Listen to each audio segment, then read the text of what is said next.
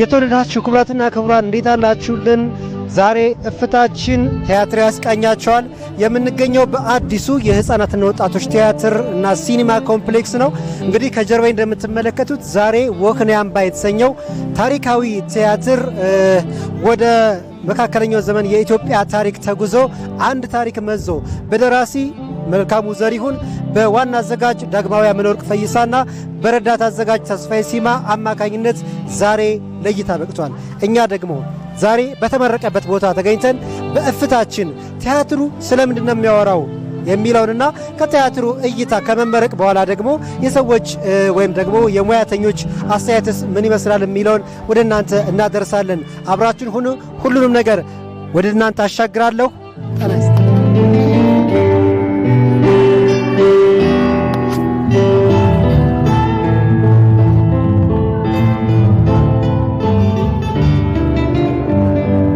ቲያትሩ አካባቢ ያለው ተመልካች ወደ ቲያትር እንዲመለስ በርካታ ስራዎችን በጣም ግራንድ የሆኑ ስራዎችን ሰርተን እያቀረብን ያለ ነው። ዛሬም እንግዲህ ያዘጋጀነው ወይኔ አምባ የተሰኘው ይህ ቲያትር የዚህ ፕሮጀክት አካል ነው። በጣም ትልቅ ታሪካዊ ቲያትር ለህዝቡ ይጠቅማል፣ ለትውልዱ የሚያስተላልፈው መልእክት አለ የምንላቸውን ስራዎች እየለየን እያቀረብን ነው። ይህንንም በዛ ልክ ለዚህ ለወጣቱ ትውልድ የሚማርበት የሚያስተላልፈው መልእክት አለ።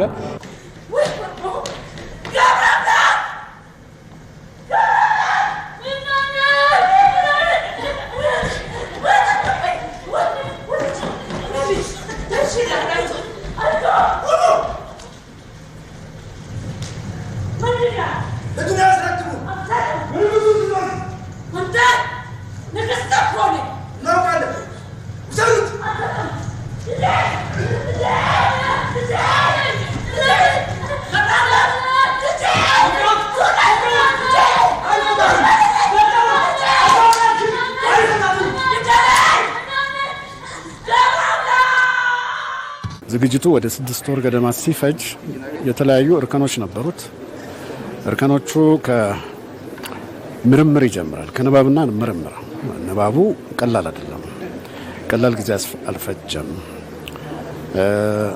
እኔ ቲያትሩን ሳውቀው 1-2 ዓመት አካባቢ ነው። አልፎ አልፎ ነበር። ግን ሴቲንጉ ትንሽ ከበድ ይላል። በጣም ቻሌንጅ አለው። ኢትዮጵያ ውስጥ እንደምታውቁት የተለያዩ ታሪካዊ ኩነቶች፣ ታሪካዊ ቦታዎች፣ ታሪካዊ ክንውኖች ነበሩ። አንዱ ትልቁ የዚህ ቲያትር ቻሌንጅ የቆየ መሆኑ ነው። 3 አምባዎች አሉ። ወህኒ አምባ አለ፣ ደብረ ነገስት አለ፣ እንደገና ደግሞ የአክሱም ደብረ ዳሞ ከዛም በፊት ነበር ነው የሚባለው። እና ነገስታት የተለየ ነገር እንዳያመጡ በእውቀት በፊዚካልና ሜንታል በሆነው እንትን እውቀትና ክህሎት ኖሯቸው አንድ ቦታ የሚቆዩበት ሁኔታ አለ።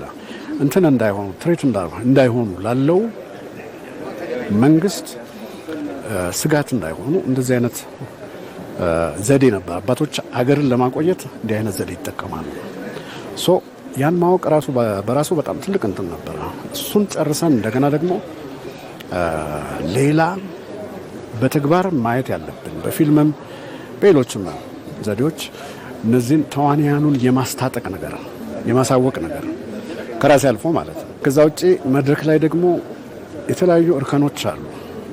እርከኖቹ ከልምምድ ጀምሮ ከስልጠና ጀምሮ ያን ዘመን እንዲመስል የሚያስችል የፀጉር አሰራር፣ የሰውነት አቋም፣ አለባበስ፣ ብዙ ነገር እነዚህ በተገቢ ሁኔታ ዲዛይን ተደርገው ያው ስራው ሊሰራ ሆኗል። ያው ሰርተናል። አድካሚ ነበር። እጩ ነጋሲያን ንጉሥ ለመሆን የሚያበቃቸውን መንፈሳዊና ሰብአዊ ክህሎቶች ቅዱስ መጽሐፍትን፣ አዋልድ መጽሐፍትን፣ ስንክሳሮችን፣ ገድሎችን፣ ቀለም አጣጣልን፣ ቅኔን ይማራሉ። አካላዊ በሆነው ክህሎት ደግሞ ጦር ወደራ፣ ፈረስ ጉግስ፣ ጎራዴ ምክሎሽ፣ ቀስትና የነፍጥ ተኩስን ይማራሉ።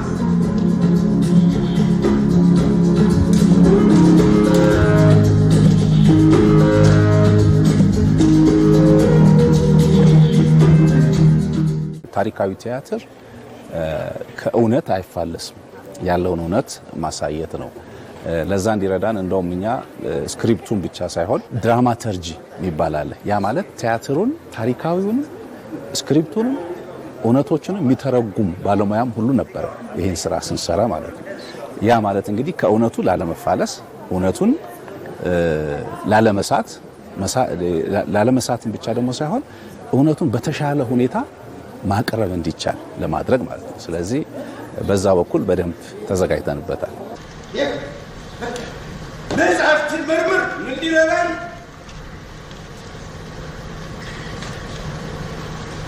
ወደ ቀልብ ወደ ልብ ይመለስ ወደ ልቤ ስመለስ እኮ ነው ቦታዬ እዚህ ዓለም መሆኑን የሚገባኝ መጽሐፍትን በመረመርኩ ጊዜማ ብረር የሚያሰኝ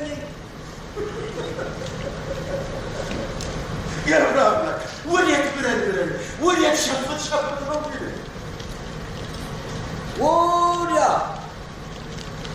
ህዝቡ መሃል ማዶ ከዚህ የተረገሙ የንጉሥ ሽንቶች ጋር አደደህም ነው የሚለኝ እንደው ልጅ ዘመኖች እኮ ምን አስቸከረን ከዚህ አንዱም እኮ እኔን አንተን አይጨምር ሳታየው ምንም ጭንቀትን አውቃለሁ ምን ያህል እንዳንባለ ተጠየቅኩት አታውቅም እብራትን ገና ብትመስማት እንዴት እንደሰለቸኝ አታውቅም ወህኒ አምባ ላይ ሜን የምትባለውን ገጸ ባህሪ ነው የምጫወተው ሁሉም ካራክተር ደብል ካስት አለ ሁለት ሆነን ነው የምንሰራው ሁላችን ስለዚህ አንድ ሳምንት ደብል ካስት አንድ ሳምንት እንደዛ ያያል ነው የምንሰራው ታላቁ ደራሲ መልካሙ ዘሪሁን ብዙ ጊዜ ታሪካዊ ቲያትሮች ነው የሚጽፈውና እንዳጋጣሚ ሆኖ የመጀመሪያ ስራውም ላይ ህንደክ የሚባለው ቲያትር ላይም ተውኛለሁ በአጃቢ ተዋናይነት ያኔ ልጅ ስለነበርኩ ለሜን ካስትነት አልደረስኩም ነበር በርግጥ ግን የሆነ ታሪክ የሆነ ሰው የሚያቀሰው ይጽፍልሻል ከዛ በኋላ አንቺ ታነቢያለሽ ትረጃለሽ በዛ መልክ ተረድቻለሁ በተጨማሪም ደግሞ ዳይሬክተር የሚያግዝሻል አንቺም ሪፈር ታረጋለሽ አንዳንድ ነገሮች ምናምን በዛ ነገሮች ያሉትን ከ200 ዓመት በፊት የተሰራ ቲያትር ነው እነሱን እንድረዳ ሆኛለሁ እንግዲህ ለልጄ ብቻ በጆሮ ያሸዋሸኩ ነው ምንድነው እንዴ እንዲሆንሽ ፍቅር ኩራትሽን ነው የምትጎጂ ከሰውነት ተወጣሽ እኮ ተጠይ መለኮስኩኝ አለበቃኝ ኤዲያ መለኮስኩኝ ደግሞ ሲያልሰኝ ትውልድ የሚወርሰው ነገር የኋላ ታሪኩን የግድ ያስፈልገዋል የኛው ትውልድ የአገር አገዛዝን የሀገርን ጠቃሚ ነገሮች ለማስተላለፍ የሚጠቅሙን አገዛዝን ለማወቅ እነዚህን ነገሮች ማወቅ ግድ ነው ከነበሩት 3 አምባዎች አንዱ ነው ወህኒ አምባ ግሸን አምባ አለ አንድ ሌላ አምባ አለ ከዛ ይሄኛው ወህኒ አምባ ሶስተኛ አምባ ነውና ይሄንን ታሪክ ወደ ኋላ ተመልሶ መልኬ በጽሁፍ አዘጋጅቶ ዳጊዬ ደግሞ ለመድረክ ማብቃታቸው ለትውልድ ምንም ጥያቄ የለውም በጣም ጠቃሚ ነገር ነው ወጣት አንጋፋ ተዋናያን አሉበት ያ ማለት አቅም ይጠይቃል ጉልበት ይጠይቃል እንደገና ደግሞ ፍላጎትም ይጠይቃል እና እንግዲህ ባለፉት 7-6 ወሮች ብዙዎች መጥተዋል ብዙዎች ሄደዋል ግን በደንብ ፍላጎቱም አቁም ያላቸው ግን ጸንተው ቆይተዋል ከኛ ጋርና አሁን ያሉት ምርጥ ተዋናያን ሰርተውበታል ብለን እናስባለን እጅሉሱ ባንስ ለሆነ ነው እጅማ ይነሳል ያማላወቅ ነው ታላገር የሆነ ነው እንዴት ነው ለነገስታቱ እጅማ ይነሳል ታላገር ከሆነ ታዲያኛ ማቆም ያደርጋል ያብራ ነጋሲያን መሃል ማለት ነው አሁን ነው ከማንም መደኔ እኩል እንዳንቆጠር መሰለኝ እዚህ ያሉ ከተራው ህዝብ እኩል ከባላገሩ እጅላ ነጋዴዎች ቀስሞሉ እንጂ ምን እያደረጋችሁ ነገ ይሄ ነገሰለታ የቂም መቆጣጫ እንዳያደርጋችሁ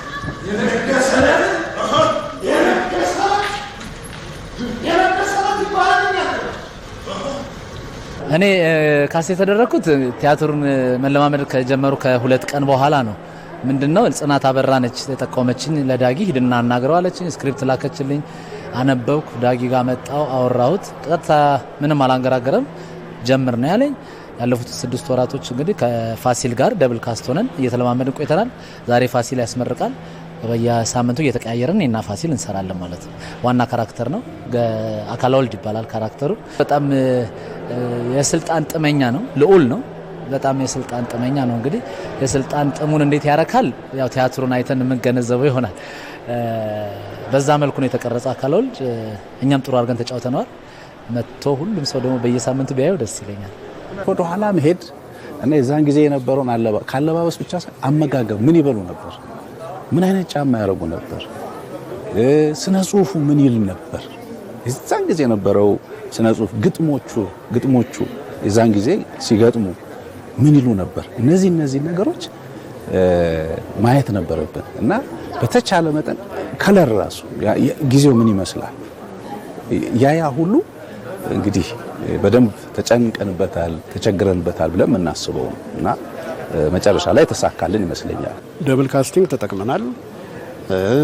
ከዛ ውጪ የኤአይ ኢፌክቶችን እነሱንም ተጠቅመናል። ሙዚቃም ዳንስም አለው፣ ትረካም አለው እና የተለያዩ ኤሌመንቶችን ለመጠቀም ሞክረናል እና ቀላል ጊዜ አልነበረም ለማለት ነው። የቲያትር ጥበብ በሚያዘው መሰረት የተዋናይ ስፖርት እየሰራን ድምጽ እየሰራን እንደ አዲስ እያለማመድን በሳምንት 3 ቀናት የቃል ጥናት 1 ወር 2 ወር ፈጅቶብን ከዛ በኋላ ደግሞ የተቀረውን በተግባር እንትን የሰራ ነው። እጅግ በጣም የሚገርም ነው። ብሎኪንጉ ወይም ማጫወታችን መድረክ ላይ እንግዲህ በዝግጅትም እድሉን ዳግማዊ ፈይሳ ሰጥቶኝ ብዙ ነገር አግዣለሁ እና ይሄ ታሪካዊ ቲያትር እንደመሆኑ መጠን ብዙ አዲስ ነገር እንደመሆኑ መጠን በታሪክም ከዚህ በፊት ብዙ የሚታወቅም አይደለም። ማሳወቁ ራሱ አዲስ ነገር ስለሆነ ይህንን ድንቅ የኢትዮጵያን ታላቅ ታሪክ ለሕዝባችን ለማቅረብ በተውኔት ቀምረን አስውበን ድንቅ አድርገን ለማቅረብ ስንል ብዙ ነገሮችን ይጠይቃል። የዚያን ዘመን አለባበስ፣ የዚያን ዘመን አነጋገር፣ የዚያን ዘመን ሁኔታዎችን በሙሉ መድረገጹን ጨምሮ ማቅረብ ይፈልግ ነበር። እጅግ በጣም ተደስቻለሁ። ራስ ቲያትር ከረጅም ጊዜ በኋላ ስለሆነ ይህንን ቲያትር ወህኒ አምባ ብሎ ወደ መድረክ ያመጣው በጣም ደስ ብሎኛል። ራስ ቲያትር የመጀመሪያ ቲያትር ቤቴ ነው። ሁሌም ስሙ ሲነሳ ራስ ቲያትር ያለን ሰዎች በጣም ነው የምንደሰተው። ዛሬ ደግሞ ደስታችን ወደር የለውም። እንደገና ወህኒ አምባ ብሎ ከፍ ባለ ተውኔት በመምጣቱ እጅግ በጣም ተደስቻለሁ። ትላልቅ ሀሳቦችን ያዙ በሀሳብ የሚሞግቱ ስራዎችን ይዘን ለትውልዱም የሆነች ነገር መልእክት ሊያስተላልፉ የሆነ ነገር ጥለው ሊያልፉ የሚችሉ ቲያትሮችን ነው እንግዲህ እየመረጥን እያዘጋጀን ያለ ነው። ይህንን ደግሞ እየተመለከተ ተመልካችም ወደ ቲያትር ቤት እየመጣ ይገኛል። ከዚህ አንጻር እንግዲህ በቀጣይም ተመሳሳይ ስራዎችን እየሰራን የቲያትሩ ዘርፍ ላይ ጥሩ መነቃቃት እንዲፈጠር መስራችንን እንቀጥላለን።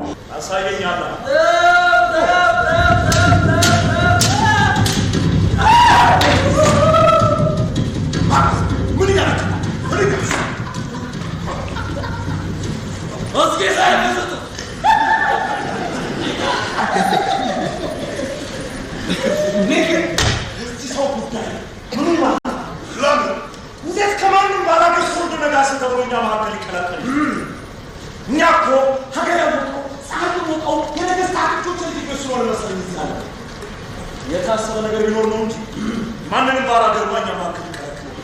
ሌላ ምን የታሰበ ነገር ይኖር?